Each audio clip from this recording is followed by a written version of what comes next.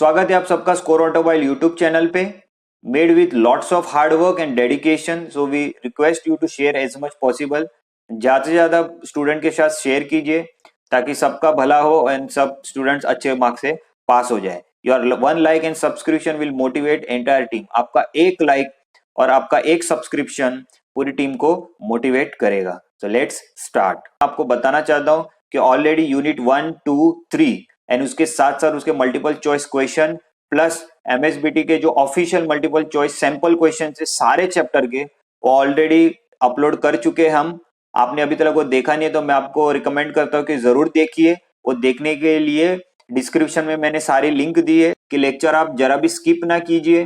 Energy audit and management, ठीक है। तो एनर्जी ऑडिट क्या है वो समझने का ट्राई करते हैं। According to energy conversation act 2001, that is 2001, energy audit means the verification, monitoring, analysis of use of energy, including submission of technical report containing recommendations for improving energy efficiency with cost benefit analysis and an action plan to reduce energy consumption। ठीक है, तो सबसे पहले इस पे multiple choice question क्या आ सकता है कि एनर्जी का ऑडिट है, ठीक है, वो अकॉर्डिंग टू किसने और कौन से ईयर में बनाया। तो according to energy conversation act 2001 और 2001। तो ये सबसे पहले आपको ध्यान में रखना है। अभी वो क्या बोल रहा है कि एनर्जी ऑडिट है क्या, आराम से समझिए कि एक वेरिफिकेशन करना है, एक टाइप का मॉनिटरिंग करना है और उसके साथ साथ एनालिसिस करना है कि जो भी एनर्जी हम यूज कर रहे हैं,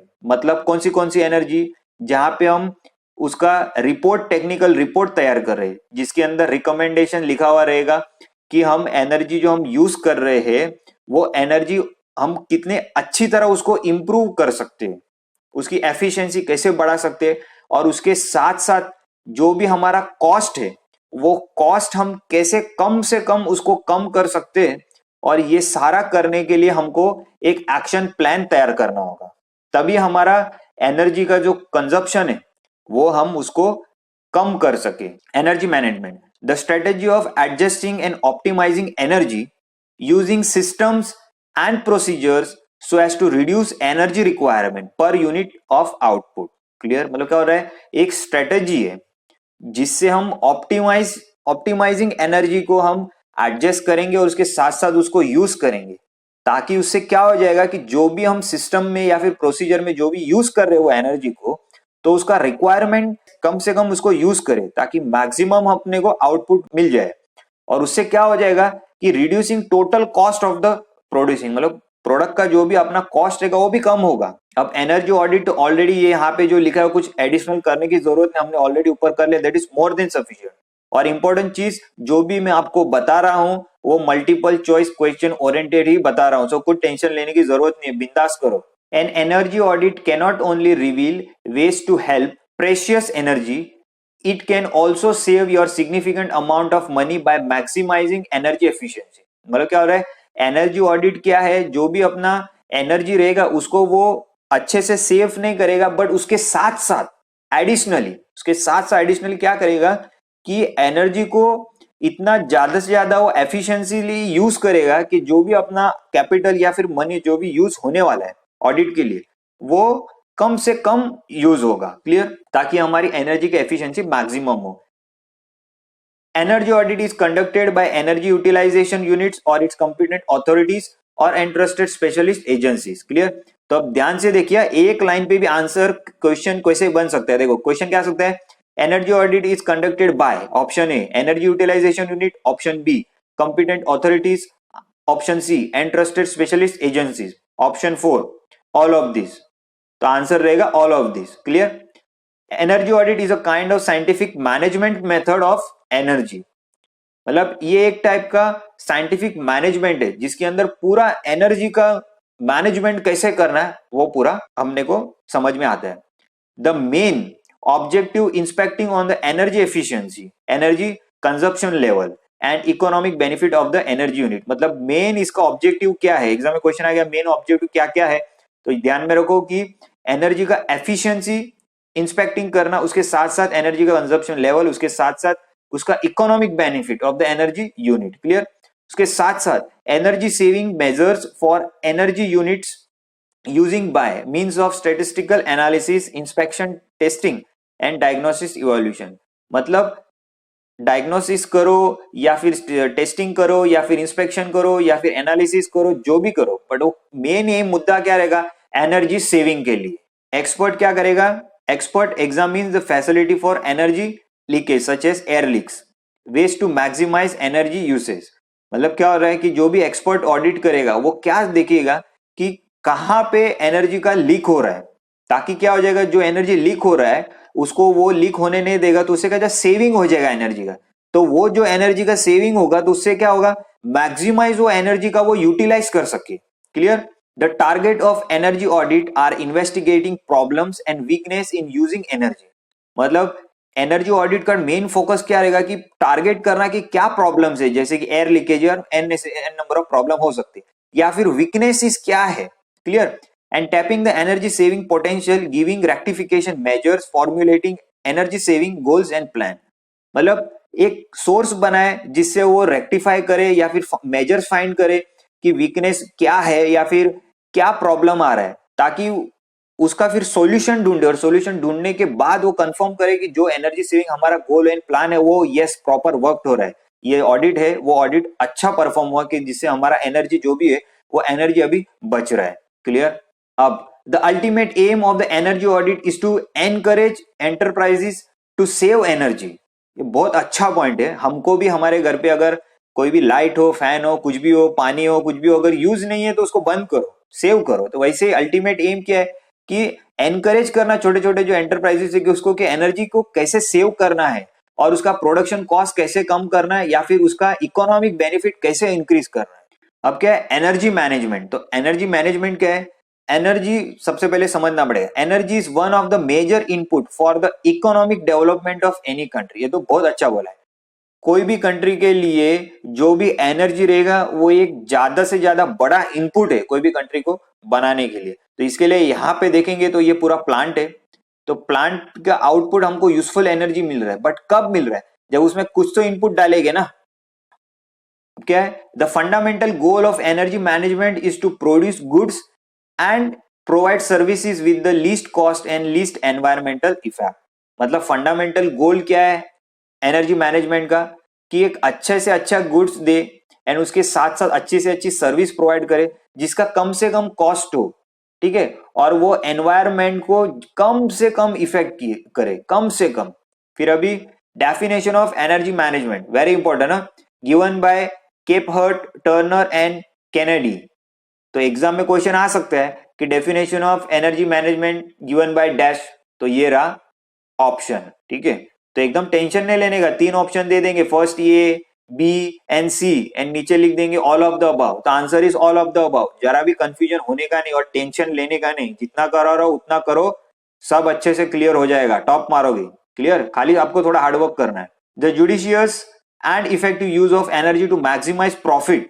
मतलब क्या, प्रॉफिट कब बढ़ेगा, जब कॉस्ट है वो कम होगा, and enhance competitive positions. Clear. Also, it has been said that the strategy of adjusting and optimizing energy using systems and procedures so as to reduce energy requirement per unit of output।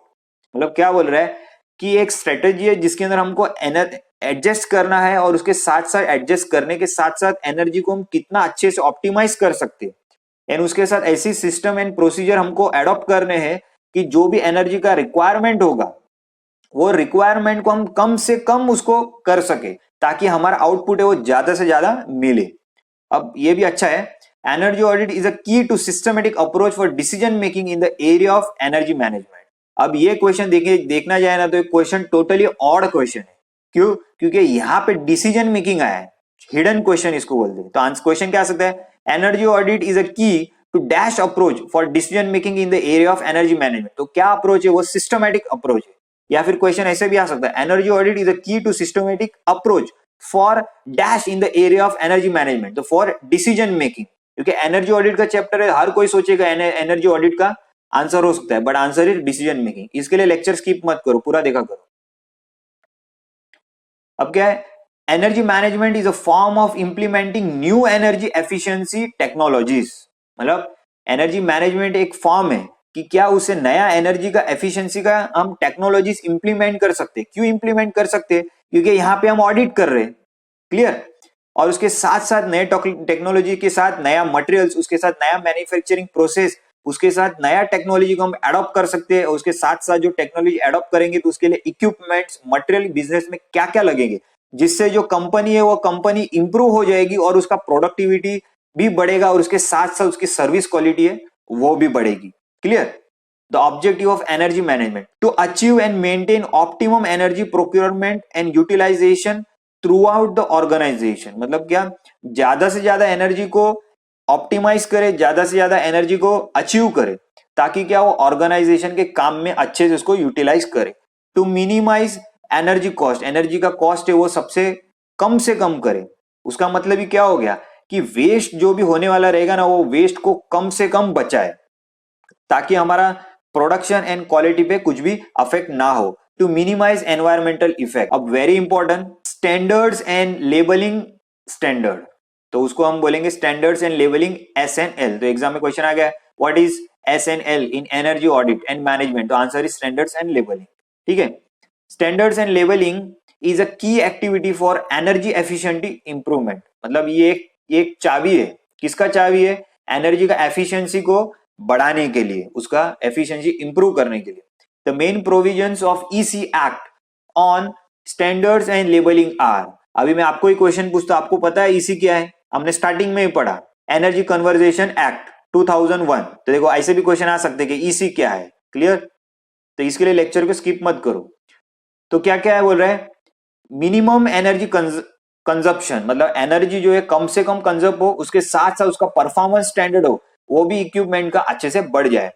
Prohibit manufacture, sale and import for such equipment which do not confirm to the standards. मतलब ऐसे equipment या फिर manufacturers जो भी रहेंगे उसको वो लोग प्रोहिबिट करे, ताकि क्या हो, क्योंकि वो जो स्टैंडर्ड है वो स्टैंडर्ड मेंटेन नहीं कर रहे उसके लिए। तो this is very good. Introduce a mandatory labeling scheme for notified equipments, appliances to enable customers to make informed। मतलब ऐसा कुछ लेबलिंग स्कीम करे जिससे जो भी हम इक्विपमेंट खरीदे तो वो जो लेने वाला रहेगा कंज्यूमर, उसको पता चले कि इसका ये प्रोडक्ट किस चीज का है, इसके अंदर कितना एनर्जी जाएगा, अगर मैं लूंगा तो उससे मुझे क्या बेनिफिट मिलेगा। Choices disseminate information on the benefits to customer. मतलब जो भी इंफॉर्मेशन दिया रहेगा वो इंफॉर्मेशन कस्टमर को बेनिफिट होगा, क्लियर। अब ये भी इंपॉर्टेंट है, इस पे मॉडल आंसर जो मैंने आपको दिया है बोर्ड का ऑफिशियल, उसके अंदर BEE पे पूछा गया है, ब्यूरो ऑफ एनर्जी एफिशिएंसी। तो अगेन ये क्वेश्चन आ सकता है कि BEE क्या है, तो bureau of energy efficiency. The government of India has set up the bureau of energy efficiency, that is BEE, under the provision of EC act 2001। Again वापिस EC आ गया, क्लियर। तो ये ध्यान में रखो, with a primary objective of reducing energy intensity of the Indian economy. मतलब इसका primary objective क्या है कि एनर्जी को रिड्यूस करना, कम से कम उसका intensity as per Indian economy. SNL is one of the major thrust areas of BEE। मतलब ये एक अच्छे से अच्छा एरिया है BEE का, clear. The scheme was launch on May 2006। तो ये स्कीम कब लॉन्च हुआ था? तो answer will be May 2006, with the objective of giving the consumers and informed choice about the energy saving।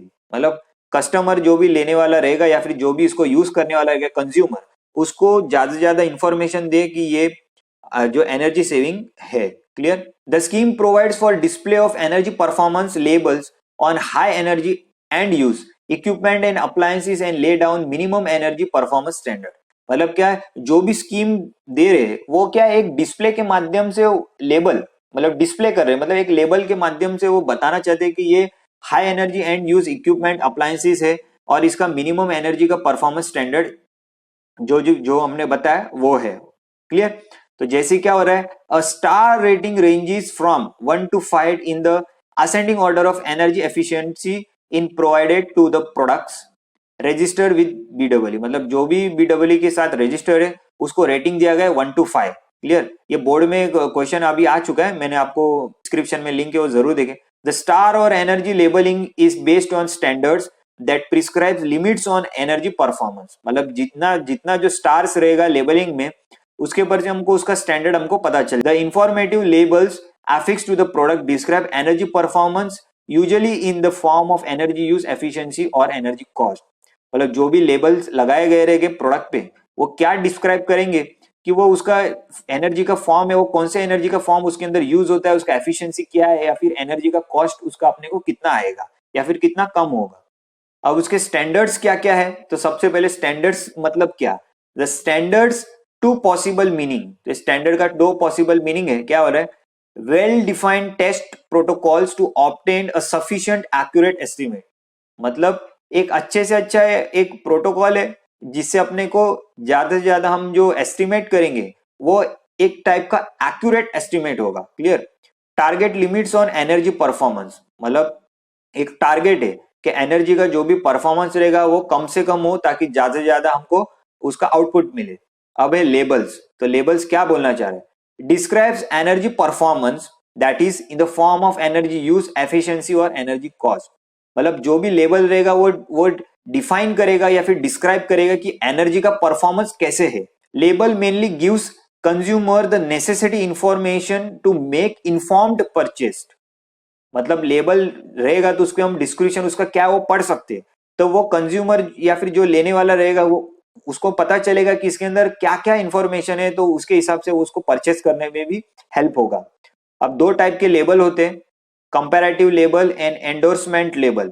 तो कंपैरेटिव लेबल क्या है, allows consumer to compare the energy consumption of similar product.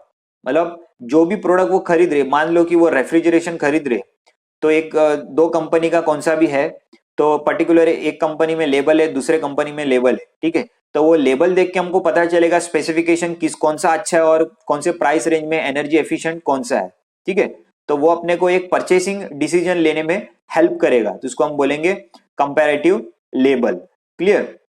अब endorsement level, तो endorsement level क्या है, एक type का एक सर्टिफिकेशन है। क्या सर्टिफिकेशन है, that product is highly energy efficient for its category. मतलब जो कैटेगरी के लिए आप इसको ले रहे हो उस कैटेगरी में ये प्रोडक्ट का एनर्जी एफिशिएंट बहुत अच्छा है, उसका हम सर्टिफिकेट देते हैं। This is known as endorsement level. मतलब एंडोर्समेंट आ गया तो सर्टिफिकेट याद रखो, और कंपेरेटिव आ गया मतलब परचेज डिसीजन याद रखो, तो ऑटोमेटिक आपको पता चल जाएगा क्या है। Now the appliance is covered under SNL scheme are as follows। तो सबसे पहले product on which labeling is mandatory and second is product on which labeling is voluntary। तो अब वेरी इंपॉर्टेंट चीज है, आप सोच रहे हैं ये क्यों नहीं बता रहे कि रेफ्रिजरेशन है, टीवी है, वो आपको कुछ बताने की जरूरत नहीं है, and this is not important as point of multiple choice question. But इस पे क्वेश्चन इंपॉर्टेंट क्या आ सकता है, देखो अब आप भी सोच में पड़ेंगे, अरे ऐसा भी क्वेश्चन आ सकता है। देखो क्वेश्चन क्या आ सकता है कि कौन से ऐसे अप्लायंसेस है जो कवर्ड होते हैं SNL स्कीम में। तो फर्स्ट ऑप्शन रहेगा product on which labelling is mandatory, second option रहेगा product on which labelling is voluntary, third option रहेगा कि both A and B, and last option रहेगा कि नन ऑफ द अबव। तो आप सोचेंगे कि शायद वो लेबलिंग वाला हो सकता है, शायद या फिर वॉलंटरी वाला हो सकता है, तो answer is both.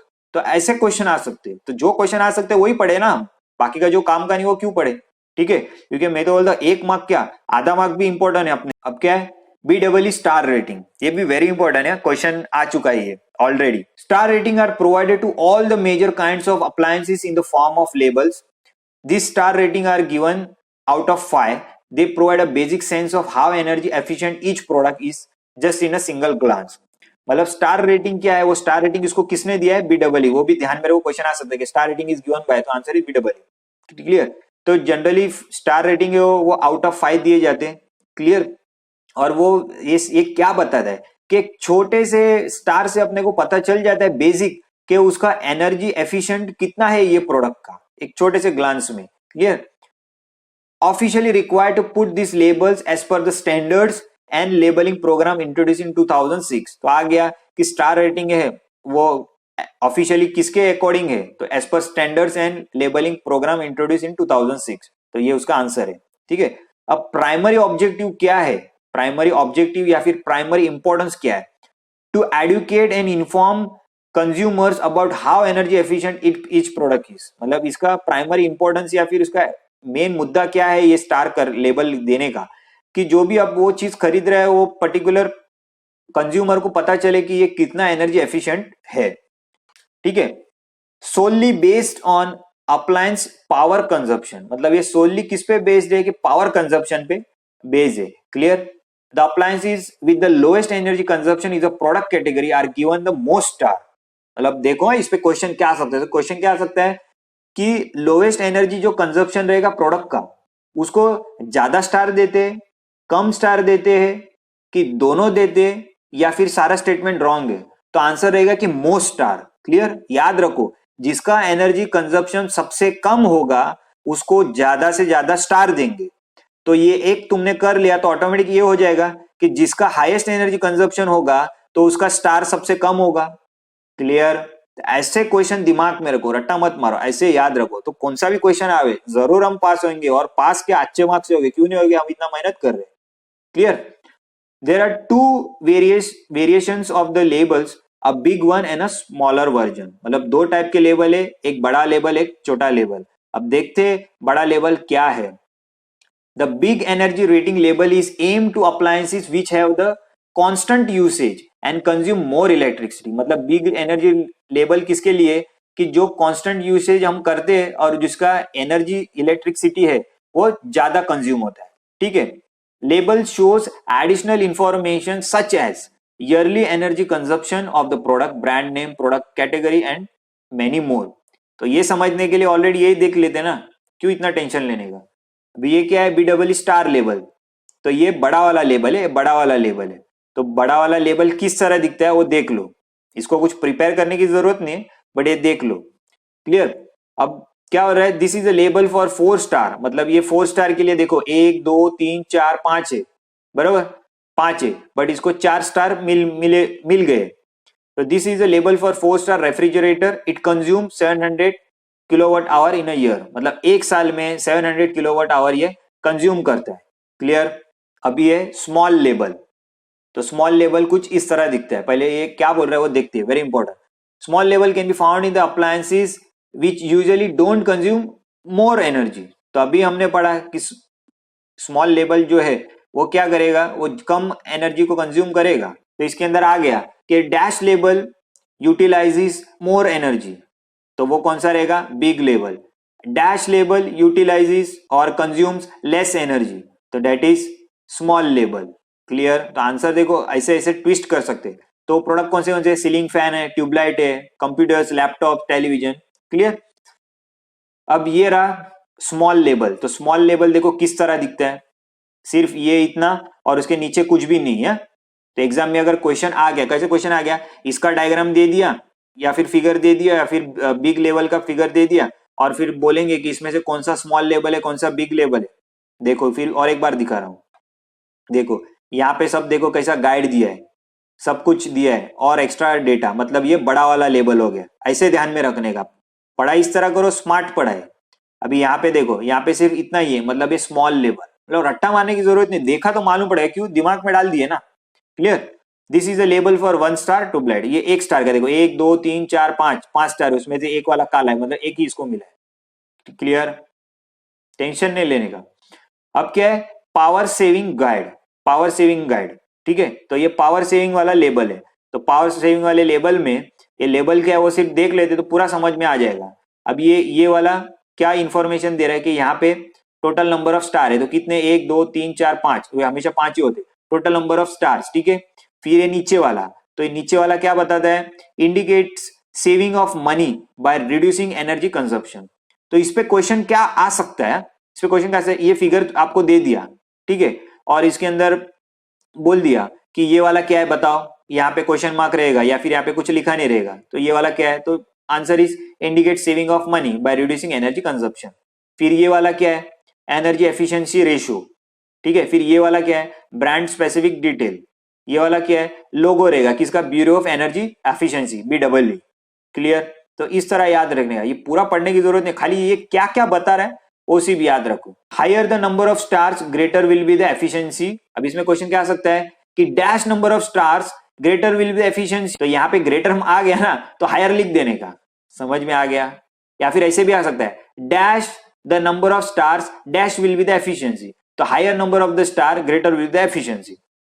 Clear, option देखने का, अगर ऑप्शन में अगर हाईएस्ट नहीं रहेगा लोवेस्ट रहेगा तो यहाँ पे लोअर आना चाहिए आंसर, वो भी दिमाग में रखो, जरा भी रट्टा नहीं। क्लियर, और ये एक बार इसको देख लो, ये कुछ इतना इंपॉर्टेंट मुझे नहीं लगता है, बट एक बार देख लो कि अपने लिए आधा मार्क्स भी इंपॉर्टेंट है। अब स्टार रेटिंग लेवल्स, तो स्टार रेटिंग लेवल्स ये मिनिमम है, ये मैक्सिमम है, और ये पर स्टार कितना है, तो 5 स्टार वाला देख के जाओ 4.50 है मिनिमम, और मैक्सिमम उसका नहीं है। क्लियर। ISER क्या है, Indian seasonal energy efficiency ratio. तो वो क्या बोल रहा है, the ratio of the total annual amount of heat that the equipment can remove from the indoor air when operated for cooling in active mode to the total annual amount of energy consumed by the equipment during the same period। मतलब क्या बोल रहा है कि ये एक ratio है जिसके अंदर total annual amount of heat है।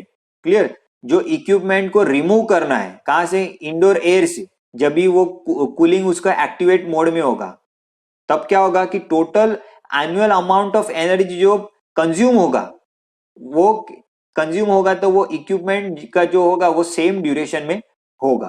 Clear. Increase of every star rating there is an possibility of saving up to 14%। तो एग्जाम में क्वेश्चन आ सकता है कि एक स्टार अगर रेटिंग बढ़ गया तो पॉसिबिलिटी ऑफ एनर्जी सेविंग कितना परसेंट होगा, तो 14%। BEE 5 star rated AC can be up to 35%। Saving can be at least 15 से लेके 20%। More over BEE 5 star rated, मतलब सेविंग एटलीस्ट 5 स्टार रेटिंग रहेगा तो कितना अप्रोक्सीमेट कर सकता है, तो 15 से लेके 20%। क्लियर। अभी इसके अंदर ये ध्यान रखो कि जो ज्यादा स्टार रहेगा उतना वो एनर्जी सेविंग ज्यादा होगा, अगर कम स्टार होगा तो एनर्जी सेविंग कम होगा। क्लियर। वेरी इंपॉर्टेंट ना, वेरी इंपॉर्टेंट है। Energy monitoring and targeting, energy को कैसे मॉनिटरिंग करने का और उसके साथ कैसे उसको टारगेट करने का, तो वो है क्या, is a primarily a management technique that uses energy information as a basic to eliminate waste, reduce and control current level of energy use and improve the existing operating procedures. मतलब क्या हो रहा है, एक प्राइमरी एक management technique है जिससे जो भी हम एनर्जी इसको यूज करने वाले वो एनर्जी का इंफॉर्मेशन अपने को इस तरह मिले कि उसका जो भी वेस्ट होगा वो हम ज्यादा से ज्यादा एलिमिनेट कर सके, उसके साथ साथ उसका कंट्रोल भी उसको कर सके एंड रिड्यूस भी कर सके, ताकि उससे क्या हो जाए कि जो भी एनर्जी मेथड हम या फिर प्रोसीजर हम एडॉप्ट कर रहे हैं वो इंप्रूव हो जाए। Clear. It builds on the principle you cannot manage what you don't measure. मतलब क्या बोल रहा है, कौन सी भी चीज को आप मैनेज नहीं कर सकते जिसको आप मेजर नहीं करेंगे। क्वेश्चन आ सकता है एनर्जी मॉनिटरिंग एंड टारगेटिंग, उसका प्रिंसिपल क्या है। क्लियर। तो ये रहा, it essentially combines the principle of energy uses and statics। Clear।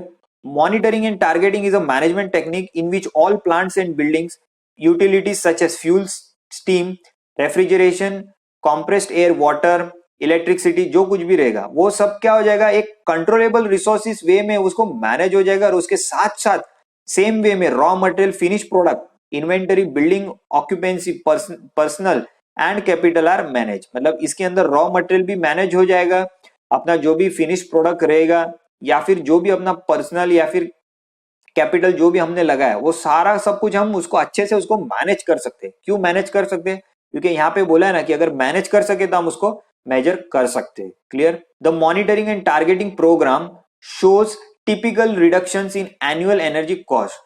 इसका जो भी मॉनिटरिंग किया तो मॉनिटरिंग क्या बताता है कि इसका जो भी एनुअल एनर्जी कॉस्ट है वो कम हो गया।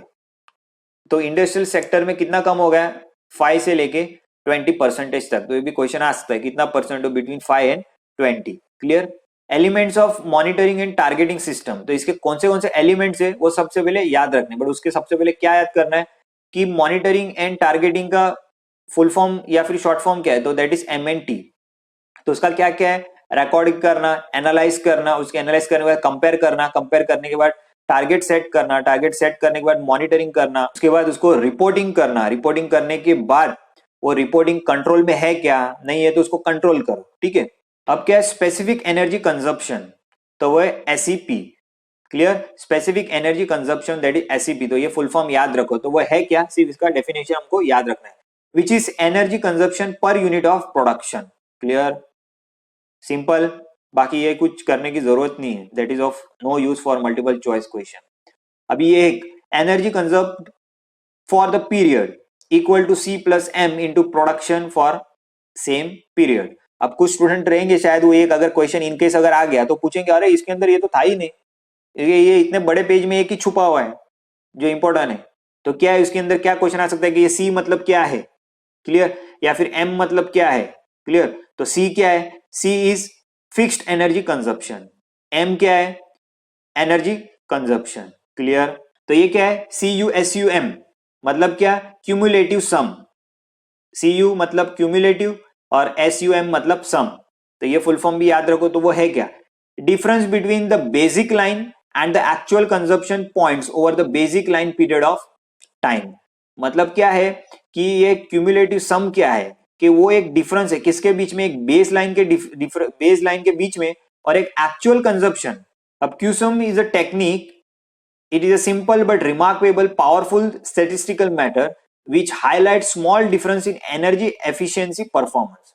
मतलब क्या हो रहा है कि ये एक ऐसा टेक्निक है जो किसको हाईलाइट करता है, किसको हाईलाइट करता है, small differences in energy efficiency performance.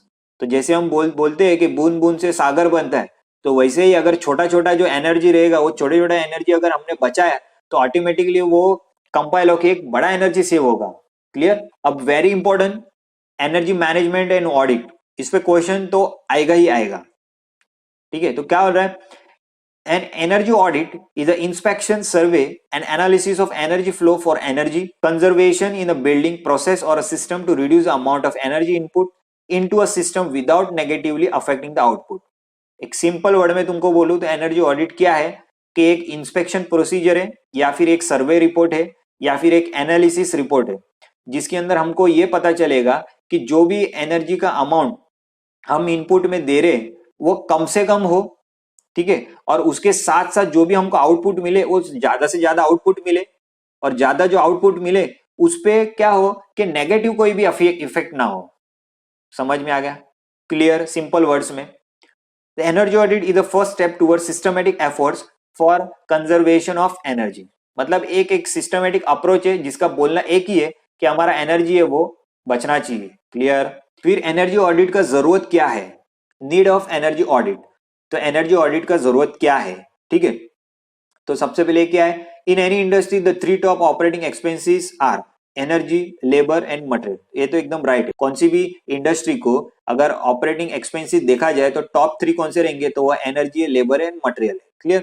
अब energy audit will help to understand more about the ways energy and fuel are use in any industry. मतलब क्या, एनर्जी ऑडिट से हमको क्या पता चलेगा, हमको ये पता चलेगा कि कैसे ऐसे वेज है जहां पे एनर्जी या फिर फ्यूल जो भी इंडस्ट्री में यूज कर रहे हैं उसको हम कम से कम, उसको वेस्ट उसका कम से कम कर सके ताकि उसका जो भी यूटिलाइजेशन होगा वो ज्यादा हो। Help in identify the areas where waste can occur, ये अभी मैंने समझा है। Where scope for improvement exist, मतलब वेस्ट कहां से कहां आपको पता चल गया कि वेस्ट कहां सबसे ज्यादा हो रहा है, तो उसको हम वेस्ट जो है वो कम कर दे तो ऑटोमेटिकली हमारा जो इंप्रूवमेंट है वो बढ़ जाएगा। Give a positive orientation to the energy cost reduction, preventive measures and quality control program. मतलब क्या, एक पॉजिटिव ओरिएंटेशन मिलेगा कि एनर्जी को हम, एनर्जी का जो कॉस्ट है हम कैसे कम कर सकते हैं, तो वो हमको पता चल गया। तो हम प्रिवेंटिव मेंटेनेंस, मतलब पहले से हम उसको मेंटेनेंस कर सकते हैं ना, क्लियर। जैसे कि आपने मुझे कमेंट में बताया कि नेक्स्ट लेक्चर का भी आपको चाहिए, इसके लिए मुझे पता चल गया तो मैं लेक्चर बना रहा हूं आपके लिए। जब तक आप कोई भी कोशिश नहीं करोगे तब तक कैसे पता चलेगा। बट आपका पॉजिटिव अप्रोच था तो एनर्जी ऑडिट का भी पॉजिटिव अप्रोच है, दैट मीन्स कि एग्जाम भी आपका पॉजिटिव ही जाएगा। Help to keep focus on variations which occurs in the energy cost, availability and reliability of supply of energy. मतलब वो किसके अंदर हेल्प करेगा, फोकस करने में हेल्प करेगा कि क्या क्या वेरिएशन ऐसे सोर्सेस है जो सोर्सेज हम एनर्जी कॉस्ट कटिंग के लिए अप्लाई कर सकते हैं। तो उससे क्या हो जाएगा कि जो भी अवेलेबिलिटी या फिर रिलायबिलिटी अपने एनर्जी की सप्लाई है वो क्या है, बढ़ जाएगी, ठीक है। और उसके साथ साथ क्या होगा, हम डिसाइड कर पाएंगे कि कौन सा एनर्जी हमको मिक्स करना है, फिर कौन सा एनर्जी का अप्रोच हमको पिक करना है जिससे हमको बेनिफिशियल हो, clear. Energy audit is a translation of conservation ideas into realities. मतलब ये एक ऑडिट करके अपने को जो भी हमारा आइडियाज है उसको हम एक्चुअल रियलिटी में इंप्लीमेंट कर सकते हैं अगर वो अच्छा रहा तो, बट हमको उसके लिए ऑडिट करना जरूरी है। फिर the primary objective of energy audit is to determine ways to reduce energy consumption per unit of product output और टू लोअरिंग ऑपरेटिंग कॉस्ट। मतलब इसका एक ही बोलना है, ये सारा बोलने के बाद उसका मेन शॉर्ट में यही बोलना है कि हमको रास्ते ढूंढने हैं कि किस रास्ते से हमारा एनर्जी जो कंजप्शन हो रहा है वो कम से कम हो, और उसके साथ साथ हमारा जो कॉस्ट हो रहा है वो कॉस्ट कम से कम हो, ताकि हमको आउटपुट सबसे अच्छा मिले। क्लियर? ट्रेन प्लांट स्टाफ है। क्लियर? तो इसको सिर्फ देख लो, क्या है फर्स्ट, क्या है, gathering preliminary data, conducting plant visit, analysis and report result, follow up, मतलब क्या है। बट ये स्टेप खाली याद रखे, एग्जाम में अगर क्वेश्चन आ गया कि ट्रेन प्लांट स्टाफ है, ठीक है, वो लोग ने लिख दिया 1 नंबर पे ये, 2 नंबर पे ये, 3 नंबर पे ये, 4 नंबर पे ये, तो ऑर्डर बताओ। ठीक है, तो ऑर्डर, इसके लिए ये ऑर्डर ध्यान में रखो, बाकी कुछ नहीं। अभी एनर्जी ऑडिट के टाइप्स वेरी इंपॉर्टेंट, तो क्या है और किस पे डिपेंड करता है एनर्जी ऑडिट के टाइप। सबसे पहले किस पे वो डिपेंड करता है, तो वो function and type of industry, कैसे टाइप की इंडस्ट्री और वो कैसे टाइप का काम कर रही है। Depth to which final audit is needed, मतलब कितना वो इंडस्ट्री के टाइप के ऊपर बेस्ड है कि वो उसका कितना डिटेल में उसको ऑडिटिंग चाहिए। Depth to which final audit is needed, मतलब क्या हद तक ऑडिट चाहिए। क्लियर? फिर उसके साथ साथ potential and magnitude of cost reduction desired, मतलब क्या क्या उसका कॉस्ट या फिर क्या क्या उसका पोटेंशियल जो है वो ज्यादा से ज्यादा हम उसको कॉस्ट को है वो कम कर सके। क्लियर? अब दो टाइप के एनर्जी ऑडिट है, एक है प्रिलिमिनरी ऑडिट और एक डिटेल ऑडिट। तो जो अभी मैंने आपको ऊपर फिगर में बताया ना, छोटा सा शॉर्ट में बताएंगे, तो वो है प्रिलिमिनरी, अभी पता चलेगा आपको।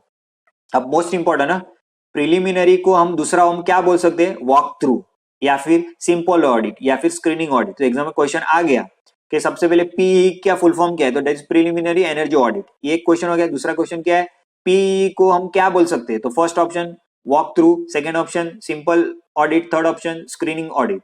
क्लियर? और fourth option all of the above, तो आंसर रहेगा all of the above. Clear?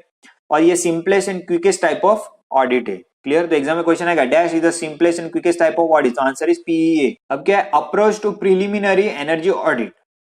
Clear? PE का अप्रोच मेन क्या है, तो PEA is based on collection of available data, analysis, observation, मतलब इसका इसका जो अप्रोच है वो किसके ऊपर है कि डेटा को कलेक्ट करना, कलेक्ट करने के बाद उसको एनालाइज करने का, एनालाइज करने के बाद उसको ऑब्जर्व करना। ठीक है, और ये with in a short time में होता है, इसके लिए तो इसको वॉक थ्रू बोलते हैं। Clear? PA is the first step in implementing an energy conservation programme, ये फर्स्ट स्टेप है। तो एग्जाम में क्वेश्चन आएगा PA is the dash step in implementing energy conservation programme, तो that is first step. Clear? ये भी important है, detailed energy audit, DEA, exam में फुल फॉर्म आ गया या फिर शॉर्ट फॉर्म आ गया, डीईए क्या है, तो that is detail energy audit. तो वो क्या है, comprehensive energy study using portable energy monitoring instrument, मतलब यहां पे भी एनर्जी का स्टडी किया जाता है बट वहां पे पोर्टेबल मॉनिटरिंग इंस्ट्रूमेंट यूज करते हैं। अब क्या है, डिटेल एनर्जी ऑडिट मतलब डीए, तो इससे क्वेश्चन क्या आ सकता है कि डीए का फुल फॉर्म क्या, that is detail energy audit. अब वो है क्या, comprehensive energy study using portable energy monitoring instrument, मतलब जो भी ऑडिट होगा डिटेल में होगा बट वो एक मॉनिटरिंग इंस्ट्रूमेंट से होगा, तो उसको क्या बोले, डिटेल एनर्जी ऑडिट। अब क्या हो रहा है कि detail energy plant study is a comprehensive analysis and evaluation of all aspects of energy generation, distribution and utilisation, मतलब यहाँ पे डिटेल में इतना एनालाइज होता है कि हर एक इसका पॉइंट ऑफ व्यू सोचा रहता है कि एनर्जी जनरेट जो होता है उस पर हर एक एस्पेक्ट पे बात होगा, कहाँ पे वो डिस्ट्रीब्यूट है वो हर एक चीज का एनालाइज होगा, कहाँ पे वो यूटिलाइज होता है हर एक चीज का एनालाइज होगा, इसके लिए तो इसको बोलते हैं डिटेल एनर्जी ऑडिट। क्लियर? अभी वो मेजर करने के लिए इंस्ट्रूमेंट कौन से, तो इंस्ट्रूमेंट देखते हैं फ्लो या फिर वेलोसिटी, तो वो ऑरिफिस प्लेट, फिर टेम्परेचर के लिए थर्मोमीटर, प्रेशर के लिए बोर्डन्स गेज, फिर स्टैक गैस एनालिसिस के लिए ऑक्सीजन एनालाइजर। ठीक है, तो ऐसे एक कॉमन एप्लीकेशन है। फिर हीट फ्लो के लिए थर्मोग्राफी इक्विपमेंट, इलेक्ट्रिकल के लिए मल्टीमीटर, एमीटर एंड मोर है, वो आपको पता ही है। क्लियर? अब इंपॉर्टेंट चीज, वेरी इंपॉर्टेंट, क्या ये detail energy audit is carried out in 3 phases, तो एग्जाम में क्वेश्चन आ गया detail audit is carried out in which phases, option A phase 1, option 2 phase 2, option 3 phase 3, option 4 all of the above, तो answer क्या रहेगा, all of the above. फिर phase 1 कौन सा है वो भी पूछ सकते हैं, तो प्री ऑडिट फेज, फेज 2 कितना है तो ऑडिट फेज, फेज 3 कितना है तो पोस्ट ऑडिट फेज। तो अभी जो जरूरत है मल्टीपल चॉइस क्वेश्चन के लिए वो फेज 1 देखते हैं, तो phase 1 is pre audit phase activities, तो प्री ऑडिट फेज एक्टिविटीज क्या बोल रहा है, to carry out an energy audit is necessary for efficient working, मतलब क्या है कि एफिशिएंट वर्किंग के लिए ये ऑडिट है वो किया जाता है। Clear? The initial study of the site should always be carried out as a planning of the procedures necessary for an audit is most important, मतलब क्या कि इसका इनिशियल स्टडी अगर अपने को करना है तो स्टडी करने के पहले प्लान करना पड़ेगा। अब ये फेज 2, तो फेज 2 क्या है? Detailed energy audit activities. तो वो क्या बोल रहा है? Depending on the nature and complexity of the site, a comprehensive audit can be taken from several weeks to several months to complete. मतलब अब ये डिटेल में ले रहा है ना, तो डिटेल में लेगा तो इसको कुछ वीक्स भी लग सकते हैं, कुछ मंथ भी हो सकते हैं कंप्लीट होने के लिए, क्योंकि ये डिटेल्ड है। क्लियर? तो क्या बोल रहा है? The audit report should conclude with specific recommendations for detailed engineering studies and feasibilities analysis which must be then performed to justify the implementation of those conservation measures that require investigation। मतलब ये report तैयार होगा तो वो report जो तैयार होगा तो वो स्पेसिफिक रिकमेंडेशंस होगा, जो भी इंजीनियर्स रहेंगे उस पर काम करेंगे तो उनके रिकमेंडेशन होंगे कि आप पर्टिकुलर ये एरिया पे या फिर ये फील्ड पे या फिर ये पर्टिकुलर जोन पे आप फोकस कीजिए। क्लियर? ताकि आपके जो भी एनर्जी बचेगी वो अच्छी तरह बचेगी और इसके अंदर कुछ भी फॉल्ट होगा तो वो फॉल्ट जो है वो हम कम से कम कर सकते हैं। अब यहाँ पे प्लान ऑफ एक्शन है और यहाँ पे पर्पस या फिर रिजल्ट। तो फेज 1 क्या है? ऑलरेडी हम फेज 1 कर चुके। क्लियर? अगर आपको रिविजन करना हो तो आप ये पढ़ सकते हैं, बट मैंने पहले ही एक्सप्लेन कर दिया है। अब ये रहा फेज 2, तो फेज 2 भी मैंने एक्सप्लेन कर दिया है, तो ये आपको रिविजन के लिए पढ़ना है तो आप ये पढ़ सकते हैं। हम पढ़ने वाले अब फेज 3, क्योंकि फेज 1 फेज 2 मैंने ऑलरेडी एक्सप्लेन कर चुका हूं। फेज 3 क्या है? Post audit phase implementation and follow up. मतलब क्या कि वो एक इम्प्लीमेंटेशन एंड फेज का जो भी फेज 1 एंड फेज 2 हमने किया, ठीक है, तो उसके अंदर क्या क्या हमने डिसाइड किया, क्या क्या हमने कंक्लूड किया, तो उसको हमको इम्प्लीमेंट करना है। जैसे कि अभी ये मैं लेक्चर बना रहा हूँ, खास आपके लिए बना रहा हूँ, मैं हार्डवर्क कर रहा हूँ क्योंकि मुझे पता है कि आप लोग इसको जरूर देखने वाले हो और उसको देखने के बाद आप इसके अंदर मल्टीपल चॉइस क्वेश्चन क्या क्या पॉसिबिलिटी आ सकती है उसको आप ढूंढोगे। क्यों? जब भी आप लेक्चर 3-4 बार सुनोगे तो आपको ऑलरेडी ये बायहार्ट हो जाएगा। ये रहा फेज 3, तो उसके अंदर क्या है? Assist and implement.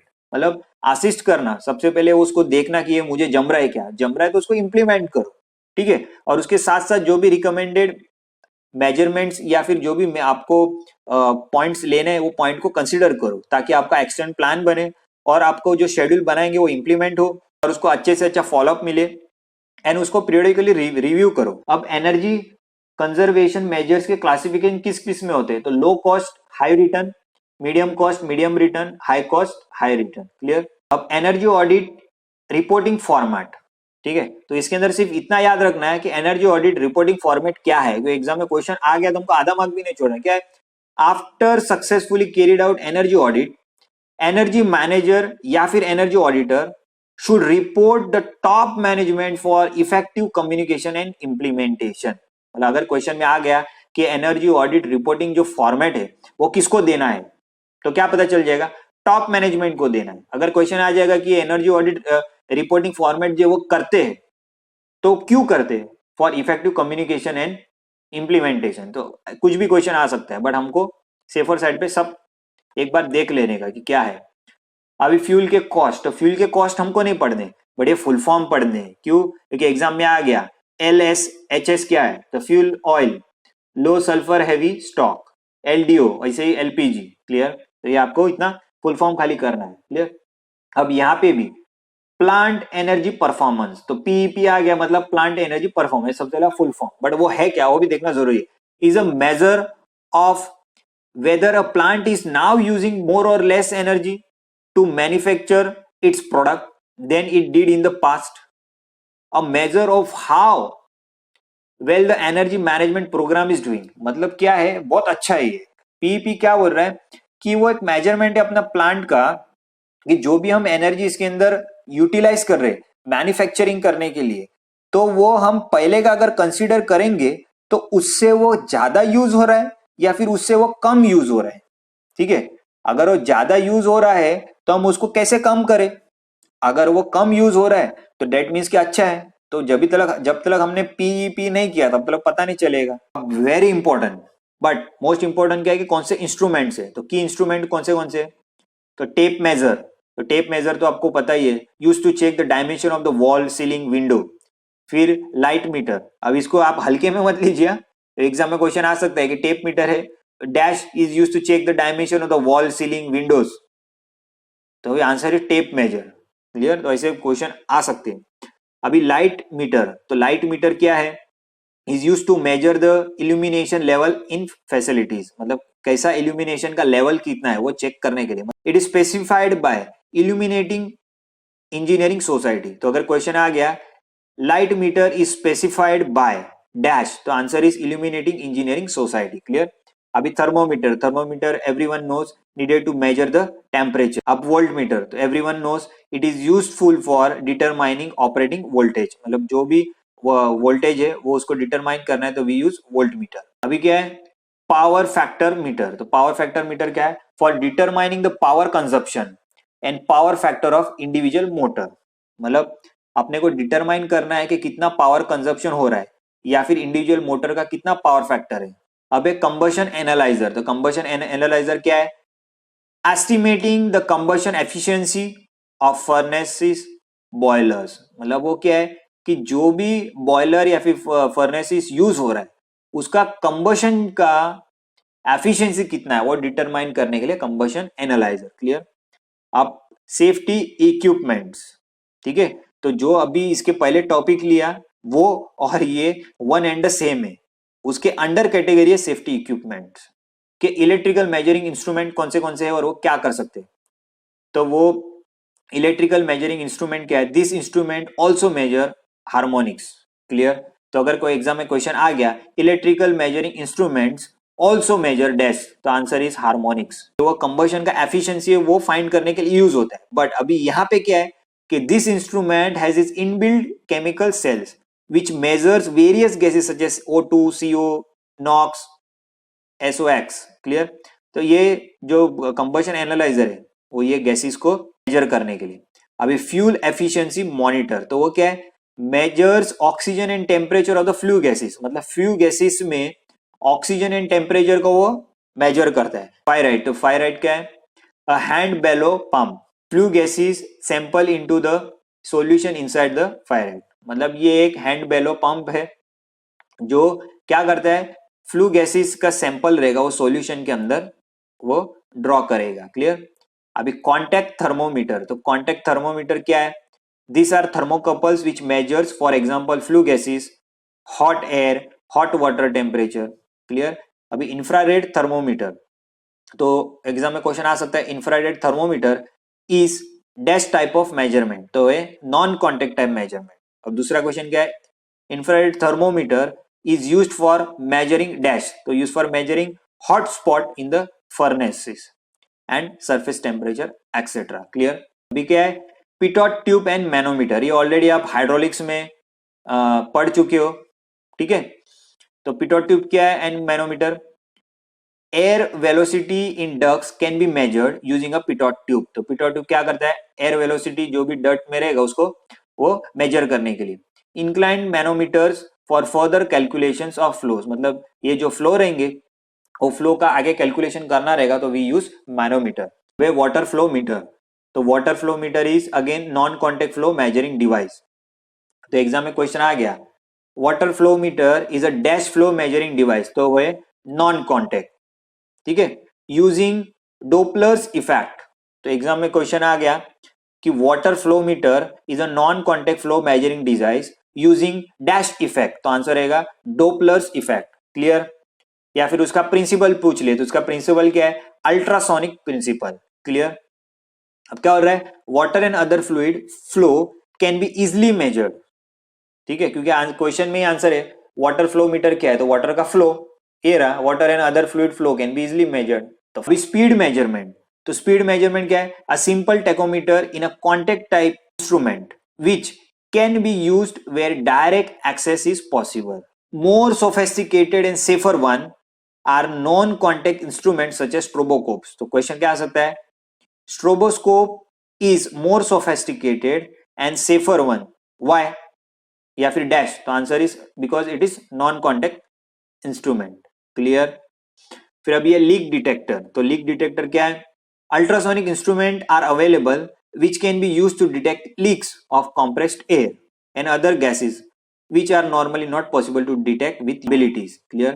मतलब लीक डिटेक्टर्स या फिर अल्ट्रासोनिक इंस्ट्रूमेंट। तो क्वेश्चन आ गया leak detector are dash instrument, तो रहेगा अल्ट्रासोनिक इंस्ट्रूमेंट। क्लियर।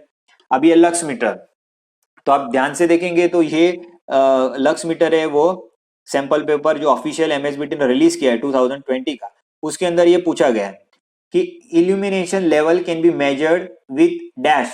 तो answer is lux meter. It consist of a photo cell which senses the light output, converts to electrical impulses which are calibrated as lux. मतलब क्या हो रहा है कि illumination तो मेजर करता ही है, उसके साथ साथ उसके अंदर क्या क्या कंसिस्ट है। फिलहाल मैं काफी हार्डवर्क कर रहा हूँ और मुझे बहुत खुशी होती है कि ये हार्डवर्क का रिजल्ट भी अच्छा आएगा।